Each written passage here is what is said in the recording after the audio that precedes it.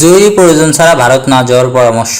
অন্তর্বর্তীকালীন সরকার দুই একটি দলের কথা শুনে পেঙ্গু ডালের মতো দুলছে। রুহুল কবির রিজভী। দেশে করোনা ভাইরাসের নতুন সংক্রমণ বেড়ে যাওয়ায় পার্শ্ববর্তী ভারত সহ কয়েকটি দেশে জরুরি প্রয়োজন ছাড়া না যাওয়ার বিষয়ে সতর্কতা দিয়েছে স্বাস্থ্য অধিদপ্তর।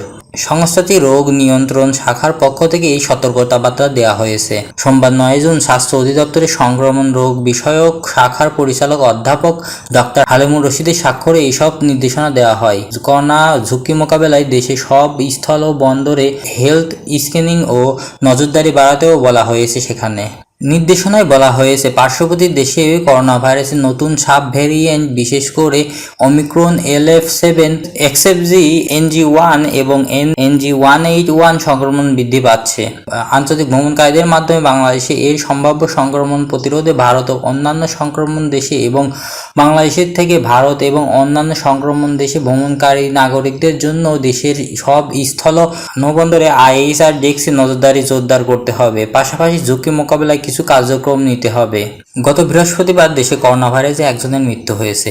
আশঙ্কাজনক না হলেও দেশে এই রোগের প্রকোপ বাড়ছে। ICDD-RBর গবেষণায় করোনা ভাইরাসের নতুন একটি ধরনের শনাক্তের কথা জানা গেছে। এর নাম XXG। এর পাশাপাশি FXের ধরনটিও পাওয়া গেছে। দুটোই করোনা শক্তিশালী ওমিক্রন JN.1 ভ্যারিয়েন্ট উপধরন। স্বাস্থ্য অধিদপ্তরে দেওয়া সংক্রমণ প্রতিরোধের নির্দেশনা হলো 7 বার প্রয়োজন মতো সাবান দিয়ে হাত ধোবেন, অন্তত 23 সেকেন্ড। নাক মুখ ঢাকার জন্য মাস্ক ব্যবহার করুন। আক্রান্ত ব্যক্তি হতে কমপক্ষে 3 ফুট দূরে থাকতে হবে। অপরিষ্কার হাতে চোখ নাক মুখ স্পর্শ করা যাবে না। হাসি কাশির সময় টিস্যু কাপড় দিয়ে নাক মুখ ঢেকে রাখুন। দেশে প্রবেশের পথের জন্য নির্দেশনা। দেশে বিভিন্ন স্থল নৌ বিমানবন্দর সহ IHR 2005 স্বাস্থ্য দিকসমূহ সতর্ক থাকা, হেলথ স্ক্রিনিং এবং সার্ভেলেন্স জোরদার করুন।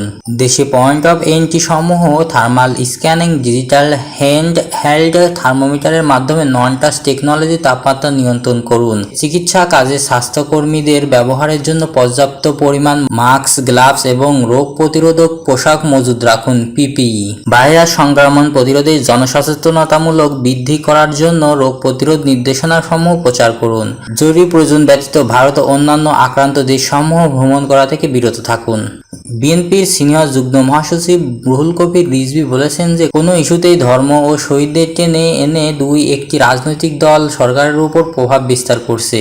সুনির্দিষ্ট এজেন্ডা বাস্তবায়ন করতে দুই একটি রাজনৈতিক দলদের শহীদ ও ধর্মকে টেনে নিয়ে আসে। অন্তর্বর্তীকালীন সরকার দুই একটি রাজনৈতিক দলের কথা শুনে পেন্ডুলালের মতো দুলছে। সোমবার 9 জুন রাজধানীর নয়াপল্টনে বিএনপির কেন্দ্রীয় কার্যালয়ে সাংবাদিকদের সঙ্গে আলাপকালে এসব কথা বলেন তিনি। ডিসেম্বরে নির্বাচনের উপযুক্ত সময় বলে মন্তব্য করে বিএনপির মহাসচিব বলেন, কোনো এক রাজনৈতিক দলের নেতা বলেছে শহীদদের মর্যাদা অক্ষুণ্ণ হয় এমন কাজ করা যাবে না। তারা 71-এর শহীদদের কথা কি ভুলে গেছেন? 2086 সালের নির্বাচন কথা কি ভুলে গেছেন? আসলে তারা ধর্মকে পুঁজি করে রাজনীতি করতে চান। তিনি বলেন, এপ্রিল মাসে প্রচণ্ড খরতাপ থাকে, ঝড় বৃষ্টি হয়, SSC পরীক্ষা সমূহ অন্যান্য পরীক্ষা থাকে, মাদ্রাসার পরীক্ষা থাকে। সেই সময় কেবল রোজার ঈদ শেষ হবে। এপ্রিলে নির্বাচন হলে রমজানের প্রচারণা চালাতে হবে। রোজা রেখে প্রচারণা চালাবে কিভাবে? মানুষ রোজা রাখবে নাকি নির্বাচনে প্রচারণা চালাবে? রুহুল কবির রিজভী বলেন, জনগণের আবেগ ধারণ করে সরকার বিতর্কিত হবে না। তবে বিশেষ কোনো দলকে সুবিধা দিতে গেলে সরকারের প্রতি মানুষের আস্থা নষ্ট হবে।